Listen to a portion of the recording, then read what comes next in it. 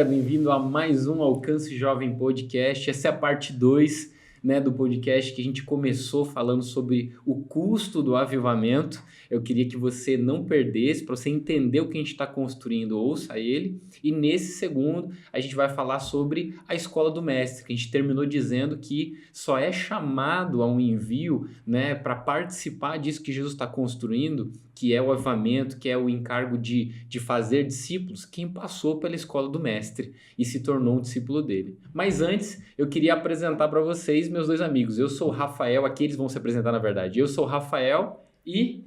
Eu sou o Gabriel. Eu sou o Danilo.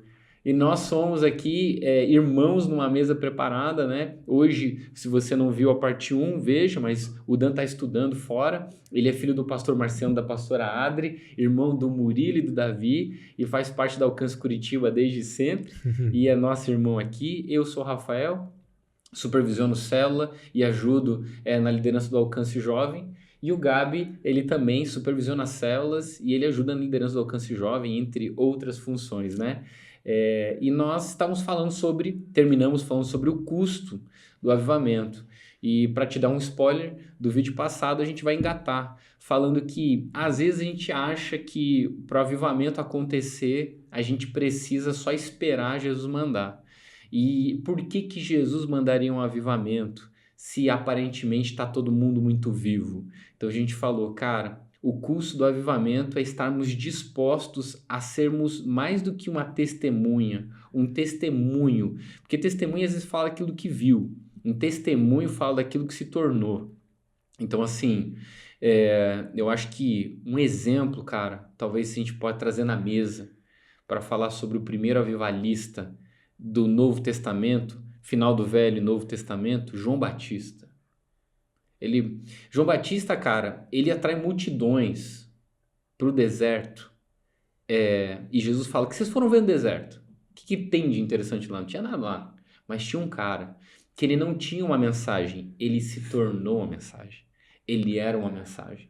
E às vezes eu fico pensando em João Batista preparando o caminho do Senhor, entendendo esse encargo. E ele entendeu que ele não era o Cristo, né? As pessoas chegavam para ele tentando falar, é você. Ele falou, já disse que eu não sou, né? Eu recebi de Deus um encargo de preparar para ele, que é maior do que eu, para que Cristo cresça. E eu gosto de dizer que ele estava tão comprometido com o avivamento que Jesus ia trazer naquele meio, que ele estava tão comprometido e ele tinha tanta certeza que ele não era o mais importante.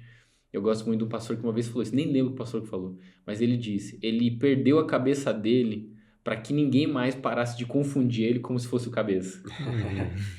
Então, assim, a cabeça dele foi parar numa bandeja, porque ele estava totalmente comprometido com o encargo que havia recebido. Então, sim, aí Deus pode mandar um avivamento. Que um cara se comprometeu, como o apóstolo Paulo fala, e outros heróis, né, que não tinham a vida preciosa para si mesmo, contanto que aquilo que foram chamados a fazer fosse cumprido, né? Então, assim, o custo do avivamento é qual? Cara, é total. E aí que a gente entraria na escola do mestre. Porque a premissa de Jesus para fazer parte disso que ele está construindo, né, que ele começou há 2000 anos atrás, é só uma. Ele disse, quem quiser ser meu discípulo, quem quiser fazer parte disso aqui, você vai precisar só de uma coisa. É negar tudo que você tem, tudo que você é e se tornar como eu sou. Então, assim, você vai abrir mão do seu ego, né, das suas vontades e você vai entrar agora na escola do mestre. E a escola do mestre, que é a escola de Cristo, é uma escola que desce, não que sobe, né?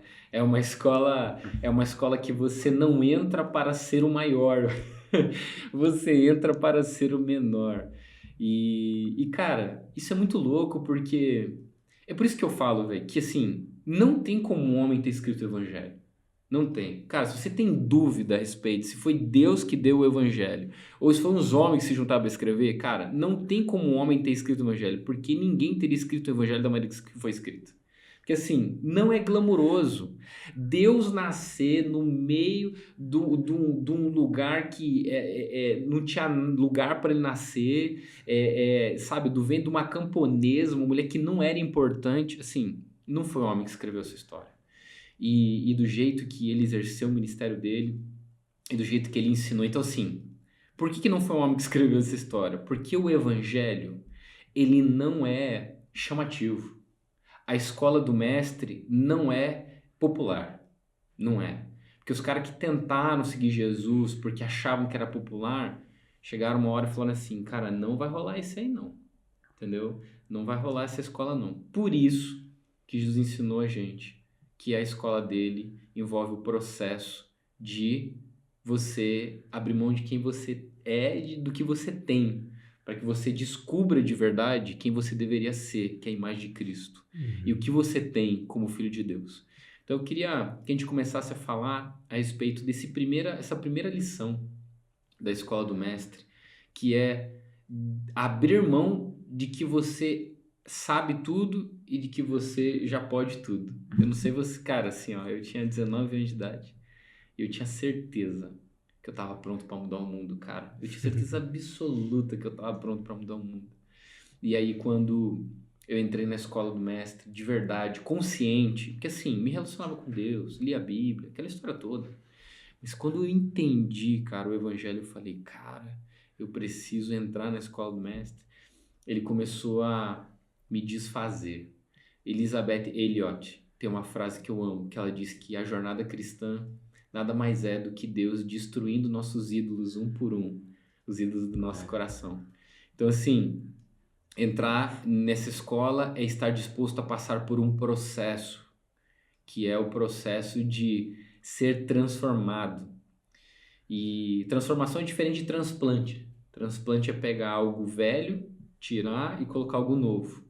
Transformar é pegar o velho, usar o velho e remodelá-lo em algo novo. Então, assim, seria muito mais fácil que no dia que eu aceitei Jesus, ele ter me transplantado. Pronto, eu tenho mente nova, cara. Tenho mente de Cristo. Pronto.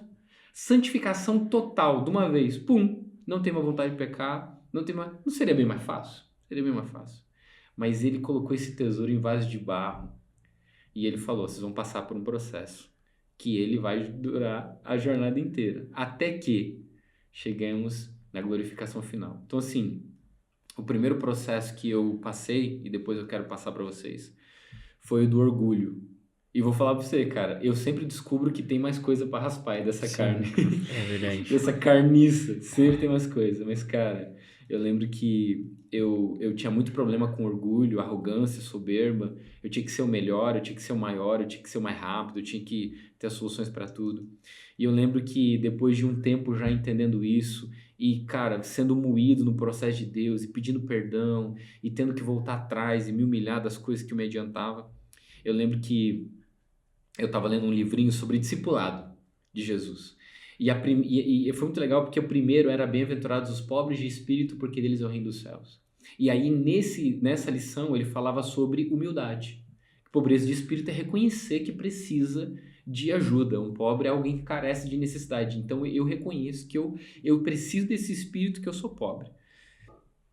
Eu lembro que eu comecei a ler, eu falei, poxa, mas hoje já sou humilde, porque, cara, eu era muito orgulhoso. E eu tava com 23 anos de idade. Falei, não, mas hoje eu já tô humilde, graças a Deus. E aí eu lembro que no final, aí ele foi assim, ó, uma listinha para saber se você tem andado humildade. Aí era, quando termina uma reunião, as pessoas querem decidir onde vão comer. Você tenta convencer todos a comer o que você quer comer? A resposta é minha, tento. Quando alguém te contraria, você fica chateado e tenta convencê-lo ao contrário? Sim. Quando você está... E, cara, eu fui reprovando em todas as perguntas. E eu percebi, eu falei, meu Deus, esse processo vai ser muito mais longo. E eu preciso me preparar para ele. Então, eu queria que o Dan compartilhasse com a gente, cara, sobre os processos que Deus tem te colocado e que você tem desaprendido ou aprendido lá na Oral Roberts que você está estudando. Cara, igual eu falei no primeiro episódio, né? Cara, algo que eu aprendi e eu cresci muito foi no lugar secreto, intimidade. Eu já era cristão, eu fui, na verdade, igual eu falei, eu saí com base numa palavra de Deus do Brasil. E quando eu cheguei lá, Deus, nesse dia que que eu conversei com Deus, falei, Deus, agora eu tô sozinho, é só eu e você. Ele falou, era exatamente isso que eu queria. Ele começou a me falar tudo que eu ia viver nesse período da minha vida. É, que ia ser um tempo, e principalmente o que ele falou foi que eu ia crescer muito num lugar secreto, no relacionamento meu com ele. Não que eu não passasse tempo no secreto, não que eu não tivesse um relacionamento com Deus, mas é o que ele me falou era, cara, você vai entender como é a intimidade e como é ser dependente da minha presença. Porque eu cheguei nos Estados Unidos e eu mal sabia falar inglês. Eu tinha inglês comunicativo, aquele inglês que você tá de férias, tá viajando, você se vira, né? Aquele famoso inglês que você se vira. Mas para aprender no nível acadêmico, meu inglês era muito fraco. Então, nos primeiros dias, cara, eu lembro das primeiras aulas, tipo assim, de eu sair da aula, cara, eu entendi 50% do que o professor falou. E não no sentido de absorver o conteúdo, tipo, das palavras que ele falou, eu entendi 50%, do conteúdo que eu absorvi foi menos ainda, né? Eu falava, Deus me ajuda, o que você tem pra mim? O que você quer pra mim? E sabe, eu tive muitas experiências, claro, eu contei algumas delas, Dá pra contar mais. mas, mas, cara, principalmente no lugar secreto. Quando ninguém tava olhando, quando ninguém me via, era a porta do quarto fechada e era eu e ele. Muitas coisas que ele falou pra mim em relação ao meu futuro, em relação ao tempo que eu tava vivendo na minha vida. E a gente falou de processos, é engraçado que agora nessas férias de verão, porque lá agora é verão, aqui é inverno, né? Mas nessas férias agora de verão, fiz uma viagem missionária pra Amazônia. Passei um mês lá, né? A gente foi com a Paz Internacional e basicamente o nosso trabalho era ajudar a construir igrejas nas comunidades ribeirinhas, né? E isso aí, é claro, daí tem evangelismo, culto também e tudo mais. E esse era o principal objetivo, construir igrejas nas comunidades ribeirinhas e tudo mais. E eu fiquei um mês lá, e engraçado que a gente falando de processo, né? Uma das experiências que eu tive. Eu estava em uma das comunidades, assim, conversando com o pessoal, café da manhã, a gente acordava muito cedo e trabalhava até o fim da tarde na obra de construção mesmo da igreja, porque tinha no máximo 2 a 3 dias em cada comunidade, então, tipo, tinha que construir a igreja, né? Assim, o bruto, né? Um telhado, o piso, nessa que a gente estava construindo o banheiro e o ministério infantil. Então eu acordava desde cedo, já começava o dia até o fim da tarde, aí à noite ia visitar uma célula, fazia um culto, um evangelismo, alguma coisa assim, né? E eu tava no dia e a gente tava tomando café e eu comecei a conversar com uma das pessoas lá. E essa pessoa começou a, do nada, abrir o coração pra mim. Não tinha nada a ver com a conversa. A gente começou conversando nessa conversa. Ah, tempinho, como é que tá? Sei lá o quê. Tomando café. E ela começou a abrir o coração pra mim. E quando ela começou a abrir o coração pra mim, eu falei, Deus, o que que é isso, né? Eu orando na minha mente, falando, Deus, o que que é isso? Tipo, ela tá falando, tá abrindo o coração pra mim, o que que eu vou fazer? O que que eu vou ajudar ela nisso? Tipo, não tem nada que eu possa fazer, ela só tá contando uma experiência da vida dela e abrindo o coração pra mim. Eu falei, Deus, qual é o motivo disso? E eu senti o Espírito Santo falar, cara, nesse momento é pra você ser um ouvinte. Uau. E eu falei, tá bom, Deus, se é isso que é pra eu fazer, eu vou ser o melhor ouvinte que essa pessoa pode ter. Eu vou escutar ela. Enfim, e eu querendo trabalhar, porque o pessoal já estava começando a se preparar para trabalhar e essa pessoa querendo contar comigo. Daí eu falei, Deus, eu também não quero não dar atenção para essa pessoa, mas eu também preciso ir, eu tô aqui para fazer a construção e tudo, enfim. E aí foi, beleza, o dia segue, no horário do almoço, era a minha escala de lavar a louça, junto com outro pessoal, e a gente tava lá e outra pessoa, a mesma coisa. Começando a conversar assim, ela começa a abrir o coração para mim. E eu falando, Deus, o que que é isso? É a segunda vez hoje, tipo, o que que tá acontecendo? E ela falando, e assim, a pessoa abrindo o coração e ela até às vezes me fazia algumas perguntas. E eu, quando eu ia responder ela falava, ó, a Bíblia diz em relação a isso. Eu começava a responder, ela já me cortava e continuava abrindo o coração. E aí, uma hora assim, eu falei, Deus, essa pessoa não sei se ela precisa de ajuda ou não, porque quando eu tento talvez ajudar ela, falar alguma coisa para ela só continua falando e abrindo o coração. Eu falando, Deus, o que que é isso? E eu senti a mesma coisa, cara. Esse momento, talvez ela só precisa de alguém para escutar. Eu falei, tá bom, então você é o melhor ouvinte que essa pessoa pode ter. E aí foi engraçado, enfim, o dia correu tudo. Fim da tarde, quando acabou as obras, tudo, a gente foi fazer umas visitas em umas células. A gente estava em um grupo um grupo grande, então a gente separou o grupo e foi visitar 2 células que tinha naquelas comunidades, né? Células ou grupos Pequenos pequenos, grupos, como você quer reuniões falar. básicas. E aí a gente foi, e na volta eu tava voltando, eu lembro que eu tava mais no fundo, conversando com uma pessoa. E nessa, quando eu chego ali onde a gente tava, estabelecia, ficava para comer, ter comunhão ali, eu vi que tava o pessoal conversando e discutindo alguma coisa. E aí eu perguntei para outras pessoas, o que tá acontecendo? E eles falaram, ó, perto de onde foi uma das celas, tem um menino endemoniado, e a gente tá decidindo quem vai ir lá pra fazer o trabalho e tudo. E nessa eu cheguei lá meio desorientada, falei, tá bom, legal. Aí a Verena, que era a coordenadora de tudo lá, e inclusive queria falar que o quanto ela me esticou nessa viagem, assim, de me botar na prova. Legal. Realmente ela foi muito usada por Deus, assim, nessa viagem. Ela falava, assim, 5 minutos, 10 minutos antes de pregar, que eu ia pregar, eu ia Uau. fazer tal coisa. Então a gente já sabe como colocar o Dan pra pregar. Não. Entendi. Ela me Amanhã botava no Alcance Jovem eu vou falar 5 minutos antes. É Não. você, Dani. Não, tem que avisar. Mas ela me botava na fogueira, assim, então eu me mantinha muito conectado com o Espírito Santo. Porque, às vezes, antes dela falar que eu ia pregar, eu sentia alguma coisa. E o Espírito Santo falando comigo, eu falava, Deus, mas não tem nada a ver, não sou eu, é outra pessoa. Enfim, ela me botava na fogueira, eu só queria falar isso. Ela talvez vai escutar isso. E ela chegou, e quando eu cheguei lá, na conversa ainda estava entendendo o que estava acontecendo, ela falou, tal pessoal vai dirigindo, Danilo, você vai junto, e quem quiser vai mais 2, 3 aí pra ir na casa lá junto. E eu não vou, porque eu tenho que fazer um negócio aqui. E foi basicamente isso, e a gente devia dar talvez alguns quilômetros dali onde a gente estava, entrou de carro pra ir. E eu tava no caminho me perguntando, Deus, por que eu? Todo mundo lá é cristão e todo mundo tem condição de vir aqui e fazer isso, né? Porque não é nem a gente, é o seu nome que vai fazer. Então, todo mundo ali tá em condição de vir e ser usado. Mas por que eu? Então a gente chega lá, não era um menino, era um homem de 20 e poucos anos. Não era uma criança, eu achei que era uma criança. Mas enfim, a gente expulsa o demônio lá e tudo. E ele ainda, quando tá se recuperando, assim, ele tá muito fraco ainda. Eu sinto de Deus, ele precisa falar. E aí eu falo, tá. Aí eu comecei a tentar conversar com ele, só que ele ainda tava muito se recuperando, muito envergonhado até pelo que aconteceu. Era na casa dele, então os familiares dele estavam lá e tudo. E assim, foi do Espírito Santo, ele me deu sabedoria. Ele falou, ó, fala pra ele que ele não te conhece e provavelmente é a última vez que ele vai te ver. Então, pra ele falar só contigo e o resto todo mundo vai embora. Daí eu falei isso pra ele, eu falei, ó, é a primeira vez que você tá me vendo e provavelmente é a última.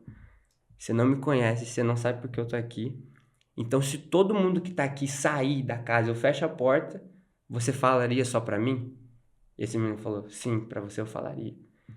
Então, esse menino começou a abrir o coração pra mim ali e começou a compartilhar como ele tinha dado brecha pra esse demônio entrar na vida dele, enfim, compartilhar a vida dele, algo do passado que ele veio trazendo, enfim, tudo que aconteceu.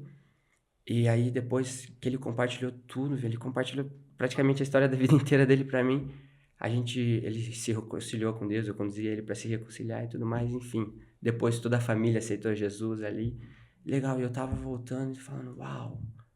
Sabe, porque eu me permiti estar disponível em ser um bom ouvinte 2 vezes, não era porque talvez ninguém conseguiria fazer o que eu fiz, porque foi o nome de Jesus que expulsou o demônio, mas o processo depois de conduzir ele, de ser um bom ouvinte e falar, cara, o que tá acontecendo? Me conta, tipo, eu tô aqui pra te escutar, eu me importo com você. Deus me preparou em outras 2 oportunidades do dia para chegar depois com esse menino e poder escutar ele e, enfim, conduzi-lo à salvação e tudo mais. Cara, incrível, é verdade. A gente ter esse discernimento de que Deus, ele trabalha por meio de processos, né? E ele precisa, e ele vai indo por etapas. Porque assim, eu nunca esqueço quando eu comecei a buscar um pouquinho mais sobre cura da alma, né? E eu falava assim, cara, mas o espírito está pronto, por que a gente tem que ficar tratando algumas coisas ainda de passado, de tal? E eu lembro que uma vez uma pastora falou, eu nunca esqueci, ela falou, se Deus trouxesse à tona todos os fragmentos emocionais que a gente tem de uma vez só, a gente A morria. gente entra em crise, né? E eu falei, cara, é verdade. Então, assim, é muito legal, cara, porque esse processo que Jesus nos convida a sermos seus discípulos, o que você trouxe é a chave de passar pelo processo. Obediência. Uhum. Então, assim, se na primeira vez você tivesse falado assim, pô, mas assim, outra pessoa pode ouvir, falando de tal, vem que eu tenho que trabalhar, ouve ela aqui. E aí você ignora o que o Espírito Santo falou. Eu tenho um amigo que ele me ensinou um negócio faz umas 3 semanas, eu achei o máximo. Ele falou que eu ia pregar no SDA e tinha uma parada meio ousada que eu tava sentindo que eu precisava falar. E ele falou bem assim, cara, então eu quero te animar a você ser obediente, não corajoso. Porque não é necessário coragem, na verdade, corajoso é desobedecer a Deus. Você precisa ter coragem para desobedecer a Deus. Então seja obediente. Então eu acho que, Rafa, como eu passo pelos processos de Deus querer me trabalhar, tanto no meu caráter quanto no que Ele está me chamando para fazer. Obediência. E a obediência, ela tem níveis. Ela precisa ser completa, ela precisa ser total, ela precisa ser imediata. Não, Jesus, depois eu faço. Não, Ele falou para fazer, faça isso agora. Mas eu não o escuto. Tá lá, a palavra dele já diz, né? Tem lá a história do evangelho, tá lá o que você precisa. Eu gosto muito que o Isra fala muito isso. Ele fala, cara, qual a única coisa que a gente pode oferecer para Deus, a não ser nossa obediência, né? E aí, Gabi, você, fala aí para nós, nesse processo que você tem vivido, que você tem desaprendido e aprendido, né? Eu falei um pouquinho sobre o orgulho que Deus continua a me ensinar, né? E claro que ele começou como o Dan trouxe ali, ele começou de leve e aí vai começando aumentando a intensidade. Cara, é massa porque a gente começa a perceber que Deus, ele vai gerando esses processos ao longo da nossa vida. E quando a gente vai tendo a revelação, tipo, hoje, eu consigo olhar pra trás, lá com os meus 16 anos, e falar, caramba, Deus tinha começado lá atrás isso, e agora eu estou vivendo uma nova fase desse mesmo processo, né? E isso pra mim tá sendo... Cara, eu tô aprendendo muito aqui nessa mesa. Sério, sensacional poder ouvir vocês. Eu acho que o que você falou... Deus, ele tem uma linguagem de amor. O Douglas Dias fala muito isso, que é o quê? Obediência. Então, aqueles que me amam obedecem os meus mandamentos, né? E quando a gente começa a sondar o nosso coração e pedir pro Espírito Santo sondar o nosso coração, a gente começa a perceber que mesmo quando a gente está obedecendo, a gente pode estar fazendo isso de forma errada. Então, é por isso que a gente tem aprendido tanto nos últimos dias, o pastor Luciano tem ensinado muito isso, que é ele quem sonda as intenções do nosso coração. E a gente precisa ter o nosso coração sondado para saber se aquilo que a gente está fazendo é com o coração certo ou não.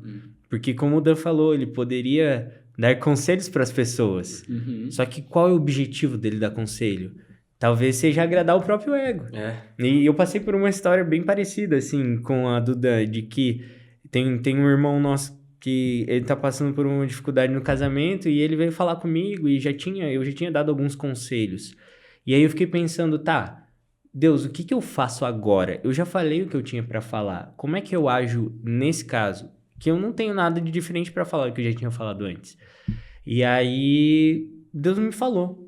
E eu fui para essa conversa pensando, o que eu posso falar? E eu comecei a ouvir ele contando alguns pecados que ele tinha cometido novamente, que ele tinha caído nos mesmos erros, e toda a dificuldade que ele estava passando. E eu pensando, Deus, e aí o que eu falo? E aí o que eu falo? E cara, eu ouvi muito claramente o Espírito Santo assim, bradando no meu coração. Sério que você acha que tem algo para falar? É sério que você acha que pode resolver o problema dele? Você não consegue resolver nem os seus. Porque como você vai resolver o de alguém? Então, ali eu falei, beleza, então o que eu tenho que fazer? Então escuta o irmão. Eu parei, escutei, e quando ele acabou de contar a história e tudo aquilo que ele estava passando, a gente fez uma oração junto. E eu falei, Deus, obrigado porque ele conseguiu compartilhar. Obrigado porque a gente tá junto nessa. E que eu sei que não tem ninguém mais comprometido em restaurar o casamento dele do que você. e que eu estou com ele nisso, mas que ele também tem uma responsabilidade. E a gente tá aqui junto falando, Deus, a gente quer assumir esse papel. E ali acabou, eu chorei, ele chorou. E assim, não teve um aconselhamento, mas teve o Espírito Santo bradando nos nossos corações. E às vezes a gente não tá disposto a passar por esse processo, às vezes, de perder o controle. Por quê? Porque a gente quer ter o controle de tudo, porque o nosso ego tá muito forte. E a gente não quer se submeter aos processos de Deus. E eu olho para o jovem rico e eu penso, cara, que discípulo maravilhoso a gente gostaria, que a gente poderia ter um jovem rico, né? A gente olha pro Pedro e fala, cara, eu quero ter um Pedro, eu quero ficar me desafiando toda hora, fica falando o que eu tenho que fazer. Imagina Jesus sendo paciente com aquele Pedro. E aí o jovem rico chega e fala, cara, eu tenho cumprido todos os mandamentos. E aí Jesus, movido de íntima compaixão, ama aquele jovem e fala, beleza, então só uma coisa te falta, vai e vende tudo que você tem. Vai e entrega, essa que é a última coisa, tira do trono o dinheiro e coloca a busca pela vida eterna, tira isso do trono e coloca viver por Cristo. E ele não consegue, por quê? Porque no trono do coração dele estavam as riquezas, estava a busca pelo objetivo final, que era alcançar a vida eterna, mas não estava obedecer a Cristo por amor. E esse está sendo um processo para mim, morrer para mim mesmo no sentido de eu quero falar para todo mundo que eu cumpri os mandamentos, sabe? Eu quero que todo mundo saiba que eu estou fazendo a vontade de Deus. Por quê? Porque, na verdade, eu quero aparecer. Então, cara, é o processo da minha vida, assim. Eu consigo citar muitos exemplos, mas acho que essa história, ela exemplifica muito bem. E o quanto, às vezes, a gente só quer fazer, pelo que as pessoas vão achar da gente. Mas que Jesus tem transformado meu coração, de que às vezes eu não preciso fazer algo, as pessoas não precisam saber aquilo que eu fiz, mas Deus saber é o suficiente, e eu estar cumprindo o mandamento que Ele me deu é o suficiente para que Ele transforme meu coração. E tem a passagem, eu não lembro se é 1º ou 2 Samuel, mas quando o profeta Samuel vai confrontar Saul, que Deus fala, ó, você vai dominar o povo e depois os espólios, tudo, você vai queimar tudo e não vai ficar com nada. E aí Saul pega uma parte e dá pro povo e o resto tá como sacrifício para Deus. E o profeta Samuel chega a confrontar ele e fala, você não entendeu que obediência vale mais que sacrifício. Então, tipo assim, mais do que as nossas mãos podem entregar para Deus, ele tá atrás do coração. E é da mesma forma que a gente tem que buscar ele. A gente falou sobre avivamento. Então, cara, eu não quero que as mãos de Deus podem trazer para mim. Eu quero conhecer o coração do avivador, o cara que é responsável pelo avivamento. É claro, é muito legal ver curas, milagres, a manifestação de Deus, ter experiência. Mas, cara, eu quero conhecer o avivador e não só ter as experiências do avivamento em si. E eu vejo que é muito isso que Deus busca e corre atrás das nossas vidas, né? Realmente o nosso coração. Cara, qual que é a tua intenção de fazer isso? Porque, cara, nada que a gente possa fazer, Deus queira os frutos das nossas mãos, né? Cara, não tem nada que você pode entregar para Deus que Deus não tenha. Ele é dono de tudo. Então, tipo, cara, Ele quer o teu coração. É isso que Ele... Cara, assim, teve isso que vocês estão falando, assim, eu acho que esse ano, cara, porque eu não sei se vocês percebem isso, mas tem coisas que a gente sabe que, de repente, a gente entra num nível mais profundo. Então, assim, eu já tinha uma consciência de que Deus não precisava de mim, de que não tem nada que eu possa fazer que possa surpreendê-lo, ou que seja, tipo, só eu posso fazer isso. Com o tempo, eu já fui entendendo isso, mas, cara, eu tava lendo Lucas capítulo 12, e Jesus está numa janta. Ele foi convidado para jantar na casa de um fariseu importante, um dos principais fariseus da sinagoga, e diz que ele chega, ele percebe o pessoal tentando se assentar nos melhores lugares e tal, e ele já começa falando, olha, quando vocês forem convidados para um lugar, não senta nos melhores assentos, senta nos mais atrás, e aí se você for importante eles chamam você vai ser honrado na frente de todo mundo, ou ao contrário vai ser muito vergonhoso, você sentou, chega alguém mais importante, vai pedir para você sair, você vai ser humilhado na frente de todo mundo e tal, falando para quem foi convidado. Aí ele olha para o anfitrião e fala assim, ó, e você, quando for fazer uma janta, não convida seus vizinhos ricos, seus amigos, seus parentes, convida assim, os pobres, os cegos, os aleijados e os coxos. Por quê? Porque eles não vão poder retribuir você. E aí você vai ter uma recompensa no céu. Aí eu tô olhando e falando assim, uau, muito bom esse ensinamento, Jesus, né? A gente não convidar as pessoas pelo interesse, mas convidar pelo serviço. Que bacana. Aí Jesus continua a história de Lucas 12 e ele começa uma parábola. Porque o reino dos céus é semelhante a um senhor que estava pronto o banquete. Aí ele falou para os servos, vai lá e convida os convidados. Aí começaram a dar desculpa, não posso que eu casei, não posso que eu comprei junta de boi, eu tenho que provar, um campo eu tenho que ver.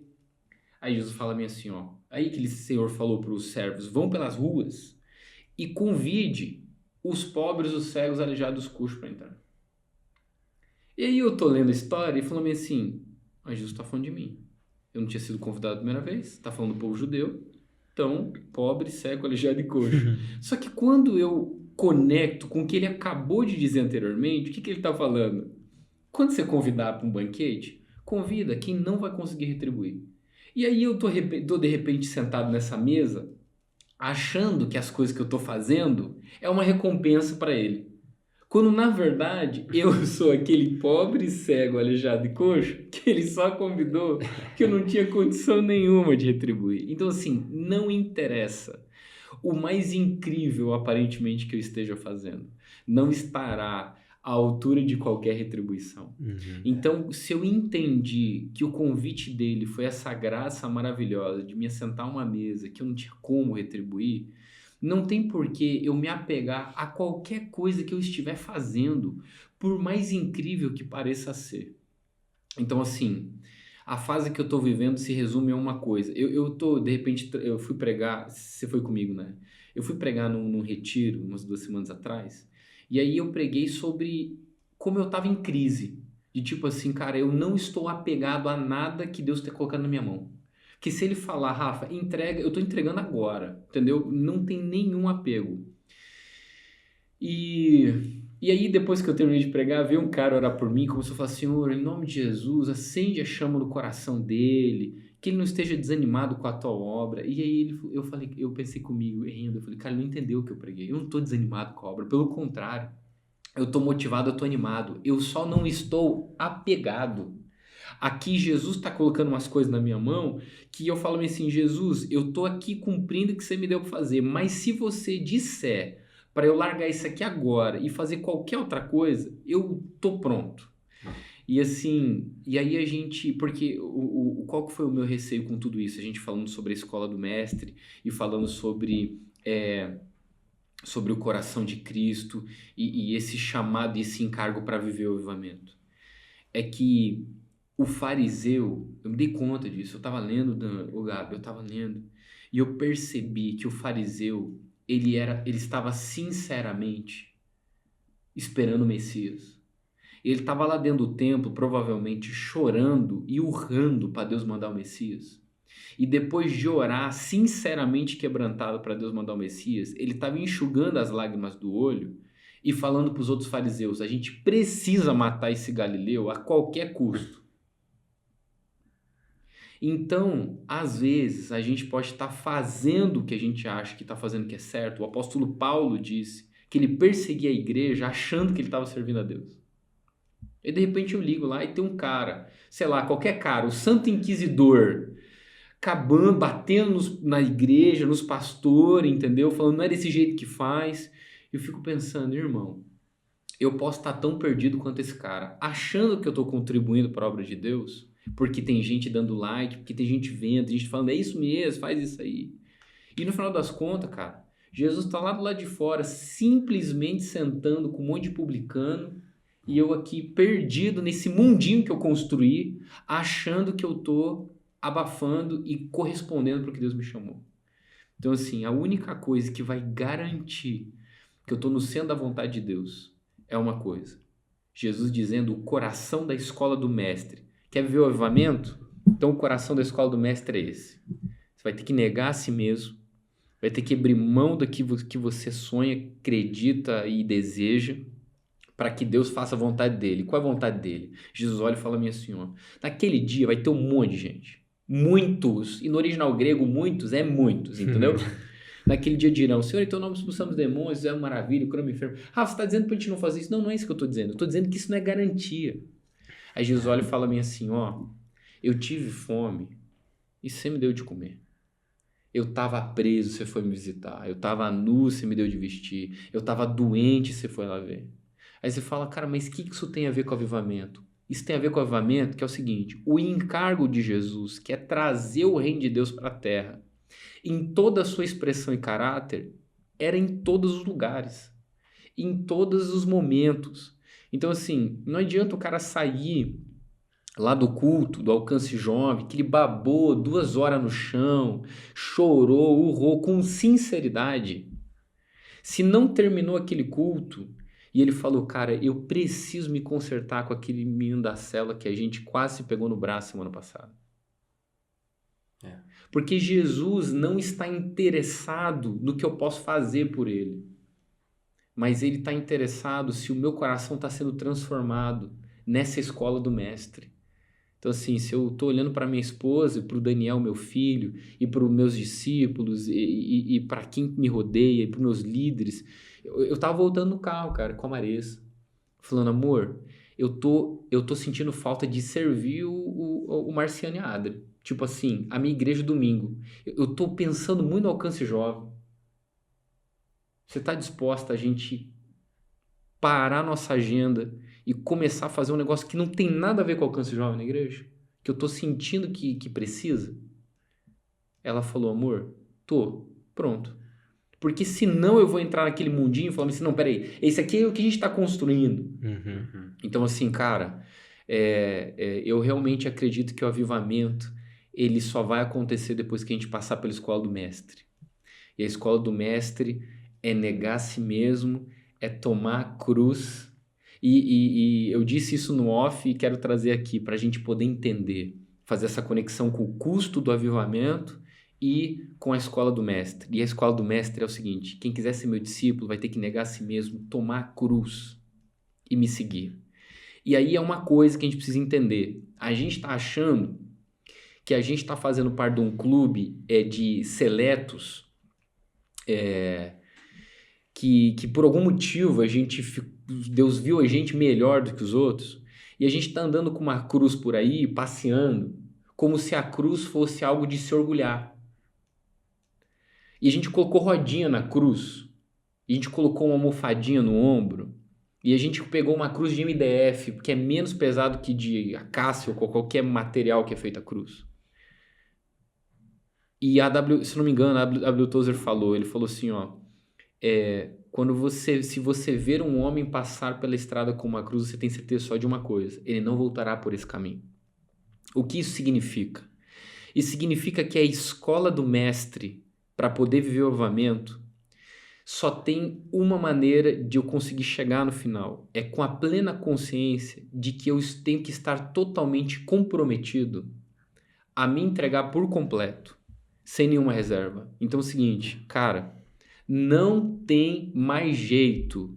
Se eu li o evangelho, se eu entendi e fui transformado por ele, estou sendo transformado por ele, acabou. Então não tem mais eu me justifico. Não, mas veja bem, não tem mais justiça própria, não tem, mas vai se ver comigo. Acabou, cara. Você lê o evangelho, assim, ó, se você tá buscando uma religião, pra você se sentir bem, cara, feliz, assim, não é o evangelho. O cristianismo, ele veio te chamar para uma coisa. O bagulho tá louco. Deus tá vindo. Eu tenho uma boa notícia que vem com uma má antes. A má notícia é, todo mundo tá em inimizade com Deus. E ele tá bravão. A boa é, Jesus veio pagar isso aqui. E ele tá convidando a gente a fazer parte dessa família. E assim, eu termino a minha parte, quero ouvir mais vocês. A gente tem um pouquinho mais de tempo ainda. Mas passando pela escola do mestre, eu descobri que no final das contas, o Pedro que eu julgava, falando, cara, esse cara aí não tem como, não. Eu sou igualzinho a ele, cara. Porque Pedro fala para Jesus assim, não, ainda que todos esses escandalizem, eu não vou me escandalizar de você, eu vou morrer por você, não, ninguém vai matar você de jeito nenhum. E assim, ele tava sincero nisso. Uhum. Até que ele tira a espada e corta a orelha de Malco lá, né? E assim, ele não mirou na orelha, tava escuro, os caras estavam com um pau, com tocha, entendeu? Foi misericórdia de Deus.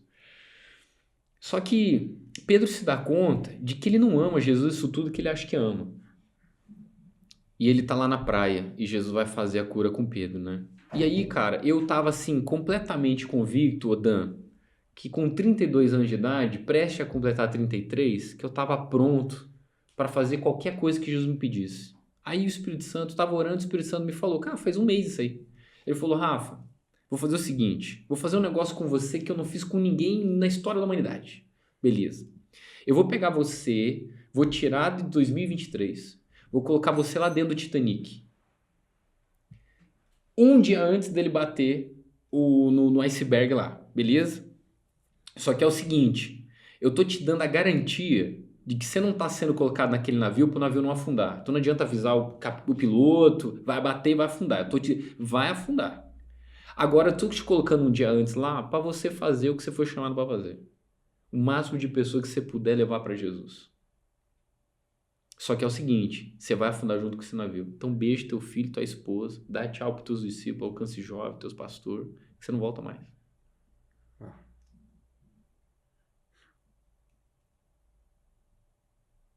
E aí eu falei, cara, eu não amo como eu acho que eu amo.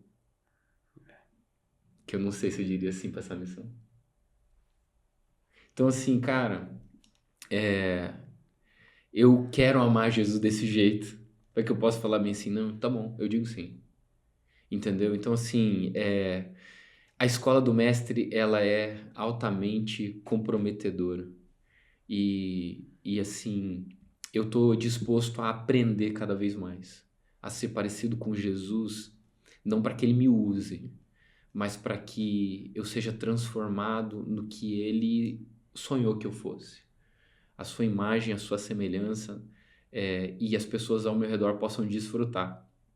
O ID não é para todos. A gente ouve o ID é para todos, mas o ID não é para todos. Quando Jesus falou ID, ele falou para quem passou pela escola do mestre. Então o problema é que a gente está achando. E quando eu digo ID, eu não estou falando. Felipe foi falar para Natanael de Jesus sem estar pronto, eu sei. Mas Felipe conseguiu levar Natanael até Jesus. No sentido de, tipo, vem ver. Não tô falando que o ID é tipo assim, não, primeiro faça uma faculdade teológica. Primeiro faça um seminário de homilética. Não é isso que eu tô dizendo. Seja perfeito para ir. Não, consiga todos os argumentos criacionistas, evolucionistas. Não é isso que eu tô dizendo. Quando eu digo ID não é para todos, o ID no sentido de Jesus ter chamado a gente para fazer o que a gente está fazendo. Ele só é quem se comprometeu na escola do mestre. Então assim, se a gente fizer uma autoanálise e eu não estiver comprometido com a escola do mestre, então eu tenho que parar de fazer o que eu estou fazendo.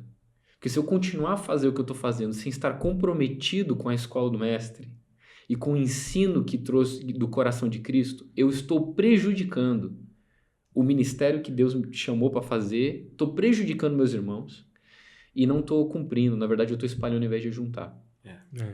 Então, assim, tô aqui, sei lá, dando um testemunho, conversando para vocês que eu tô comprometido em aprender de Jesus e ser mais parecido com ele. Mas eu tô em crise de que eu percebo que me engano muito fácil. Na verdade, cara, às vezes a gente ouve tudo que você falou e fala, meu, muito difícil viver isso. Não é difícil, é impossível com as nossas próprias forças. Da nossa própria maneira de fazer, do nosso jeito de viver. Mas esses dias eu tava ouvindo um podcast e eu ouvi um exemplo muito massa que tocou muito meu coração. E era uma história de que o noivo e a sua noiva, eles mudaram de cidade e aí eles, digamos, vieram para Curitiba, moraram em casas separadas e tal, e iam casar aqui. Só que aí, cara, esse noivo ele teve que voltar para a cidade dele. E aí ele falou pro amigo dele que morava aqui, meu amigo, seguinte, preciso que você cuide da minha noiva, enquanto eu volto lá e vou trabalhar, preciso trabalhar 9 meses. E, cara, não tem o que eu fazer, a gente não conhece ninguém aqui nessa cidade e eu preciso que você me ajude a cuidar dessa noiva, porque eu vou voltar. E aí ele vai.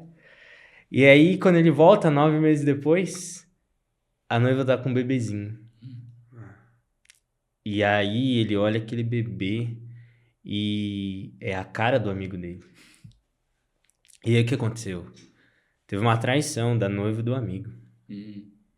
E às vezes a gente tá aqui na escola do mestre, passamos 3 anos e meio E a gente não quer fazer discípulos de Jesus. A gente quer fazer discípulos nossos. Uau. E cara, Pedro é muito massa. E o que o Rafa falou, cara, é muito... Eu me identifico muito com o Pedro. E Pedro, cara, ele precisa ser corrigido várias e várias vezes ali ao longo da caminhada com Cristo. E ele precisa ser corrigido por Paulo depois, porque ele estava mudando a forma de agir com os outros cristãos.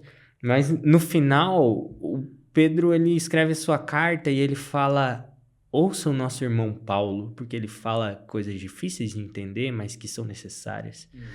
E Pedro, ele continua nessa caminhada de entender que não é ele, não é pelos seus próprios méritos, não é pela forma que ele aprendeu a fazer as coisas, mas é pelo Cristo, que é o seu mestre, e do qual ele não é digno nem de morrer da mesma forma. Então, me crucifica de cabeça para baixo, porque, cara, não sou digno de ser crucificado como meu mestre. E a gente tem isso na tradição, né? Não escrito na palavra.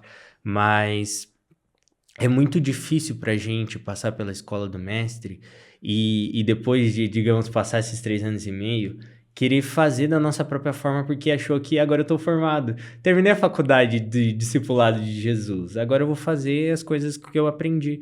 Na verdade, a gente vive o discipulado cristão aqui como comunidade, quando eu acho muito massa a gente ver a hierarquia, tipo, eu falo com o Rafa fala com o Neves fala com o Marciano fala com o Luciano fala com o Abe, e sempre existe um nível a mais, porque a gente tá se submetendo uns aos outros. Por quê? Porque, cara, Jesus, quando ele subiu aos céus, ele não deixou Pedro, lidera a igreja e discipula os outros. Ele deixou ide e fazei discípulos. Ele não deixou um ide e fala de Jesus para as pessoas. Ele mandou fazer discípulos. E como é que a gente faz discípulos? A gente faz discípulos do Jesus que a gente se relaciona todos os dias. Do Jesus que a gente senta nessa mesa aqui, eu vejo Jesus no Rafa, eu vejo Jesus no Danilo, e eu vejo Jesus em cada um que está assistindo esse podcast. Por quê? Porque, cara, existe uma manifestação de Cristo em cada um de nós.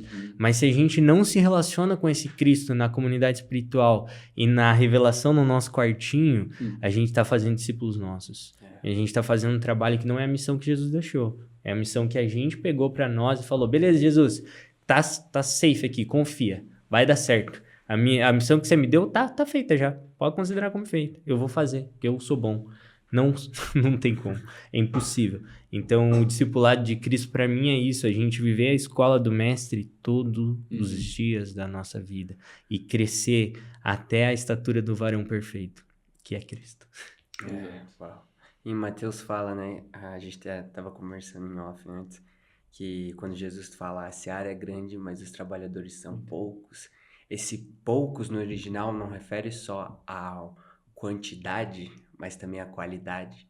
Então, tipo, a seara é grande, mas tem poucos. Não no sentido de tem pouco em número, mas talvez no sentido de, cara, são poucos que estão dispostos a negar a si mesmo, a pegar a sua cruz e me seguir. São poucos que estão dispostos a passar pela escola do mestre e realmente fazer parte de tudo o que Deus quer fazer aqui na Terra, né? É maravilhoso porque Jesus está falando com os seus discípulos e ele fala: rogue ao Senhor da seara que envie trabalhadores. Ele não está fazendo um convite de voluntariado. Ele não está dizendo meio assim: ó, gente, precisamos trabalhar. Vamos trabalhar, galera. Não.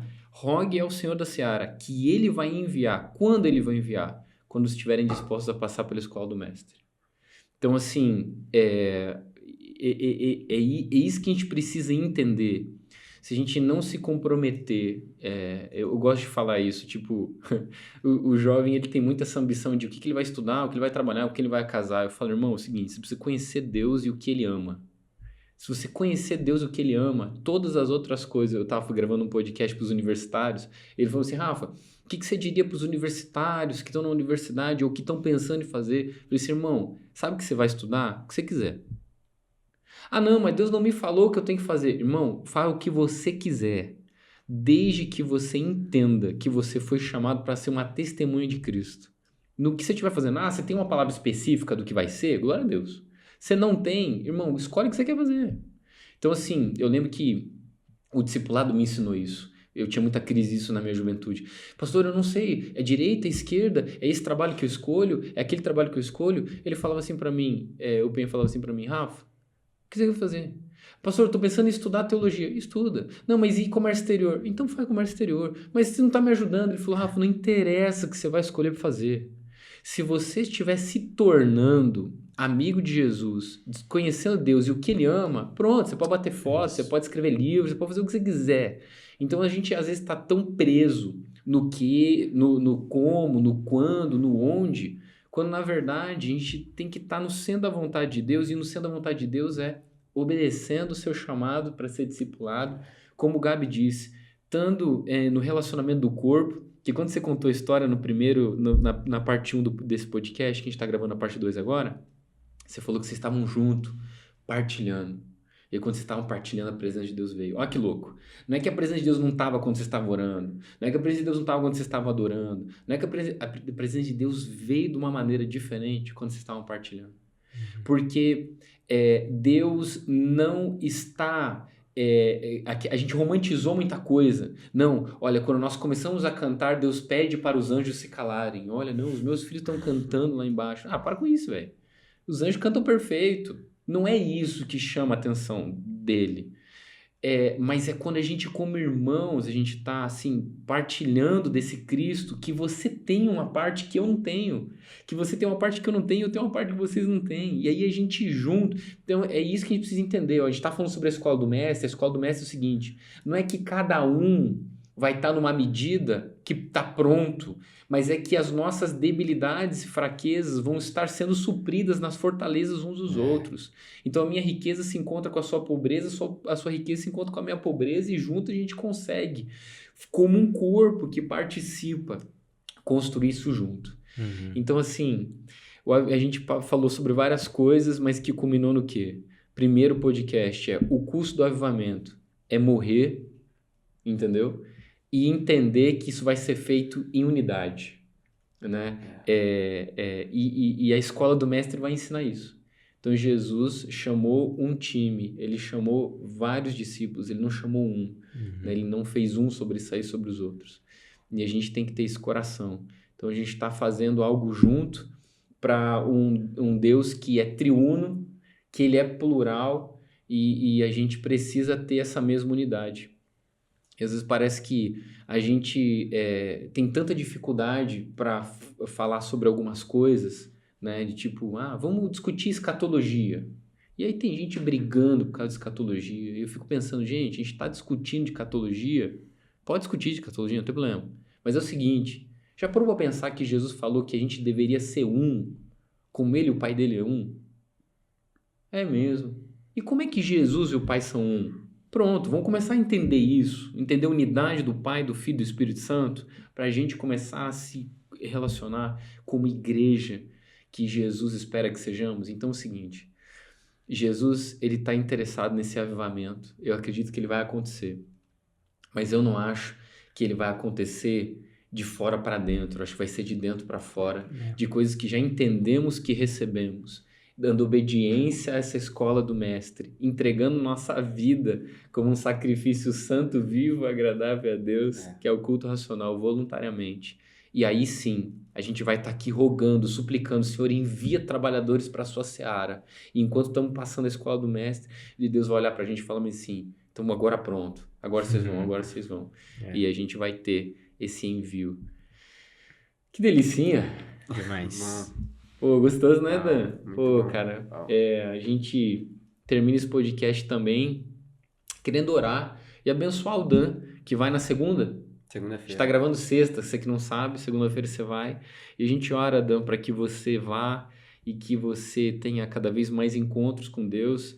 A gente sabe de vários que você já teve, Deus se revelando a você. Cara, essa é a coisa mais preciosa que pode acontecer, né? Para mim foi também me encontrar com Deus de uma maneira que eu não conhecia. E você tem só 19, cara. Pô, eu tenho mais de 10 anos do que você. O Gabi também não tem tanto assim, mas ele tem mais do que você. E a gente fica muito feliz, cara, com o que Deus tem feito na sua vida, através da sua vida, e nos dá muita esperança, assim. Eu realmente amo essa geração e conta com a gente, cara. Tamo junto demais. Amém. Amém? Que honra, pô. aprender com vocês. Pô, E cara. uau. Você abençoou demais essa mesa aqui. Ô, Gabi, aproveita e ora pelo Dan aí. Sim, vamos lá. Jesus, obrigado por esse tempo, por essa mesa. Nós queremos enviar novamente o Dan para os Estados Unidos como uma semente, um representante do nosso povo lá, para que ele possa expressar o caráter de Cristo que ele tem e que ele viva a medida completa da plenitude de vida que o Senhor tem para ele nesse tempo.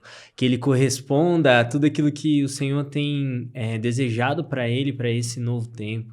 E que ele viva, Jesus, tudo aquilo que o Senhor tem para ele, que ele não queira pular processos, mas que ele possa ter a força de se submeter a todos aqueles que ele pode passar.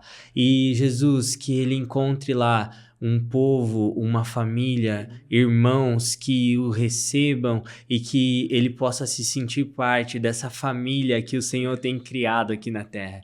Que ele possa realmente, Jesus, lá viver a plenitude de vida que o Senhor tem. Em nome de Jesus. Em nome de Jesus. Amém. Amém. Tamo Amém. junto. Obrigado você que ficou até o final desse episódio 2 do podcast, falando sobre a Escola do Mestre, e a gente te anima a você colar junto, ver os outros episódios. Se você é de Curitiba, não tem igreja, vem visitar o Alcance Jovem todos os sábados às 8 horas, menos no quarto sábado, e domingo nós temos culto aqui também.